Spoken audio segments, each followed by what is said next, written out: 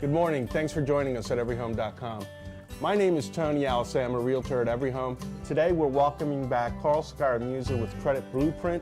Carl has a credit enhancement business that has helped many of our clients succeed in buying a home.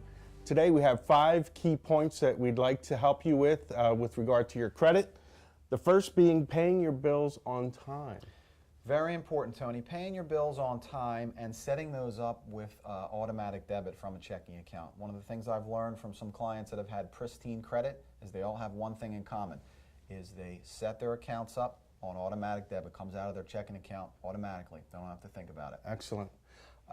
Key point number 2, talk to me about your credit card balances and where they should be. Credit card balances are very, very important. It's a big part of how they come up with your credit score. So if you have $1,000 available, for example, on maybe a Capital One credit card, you never want to spend over 30% of what's available to you, right? This only applies to credit cards. This does not apply to vehicles, student loans, and mortgages, just to your credit card debt, your revolving debt. That's interesting.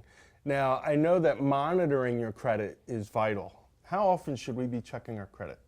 Very, very important. On a 6-month basis, the same as you would do at your dentist. If you don't go to your dentist, your teeth could potentially fall out of your head if you don't get those checkups. The same thing with your credit. There's a lot of those sites that you see online, they advertising, they do all those silly commercials for.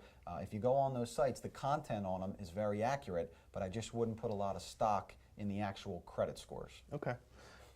Key point number 4, keeping your credit card lines open. This is a big mistake people make. Can you elaborate? Absolutely. If you have a Macy's card from 15 years ago and they raised your rate from 15% up to 29%, a lot of people get upset, they close the account out. That's actually a mistake. It makes sense to keep these credit cards open. The older the account is on your credit report, the greater an asset it is to your credit scores. It's helping your credit scores, showing the credit card companies you have the ability to keep this account open for that period of time. Excellent. Now, last key point here. Here's a biggie. Co-signing. What are the rules for co-signing? You know, very, very important with co-signing. So many times I see parents come to us and they don't realize that they co-signed for the son's automobile, and all of a sudden they're 6 months behind on their vehicle payment. So it's very important to keep tabs on co-signing. I would always apply rule number 1 to that. And rule number 1 is, if you co-sign for someone, have them set it up right out of their checking account to where the payment comes out automatically. That way, it's on autopilot. So back to rule number 1. Excellent. Thanks for joining us today. Carl Scaramuza with Credit Blueprint. Carl, if we need to get a hold of you, what's the best way?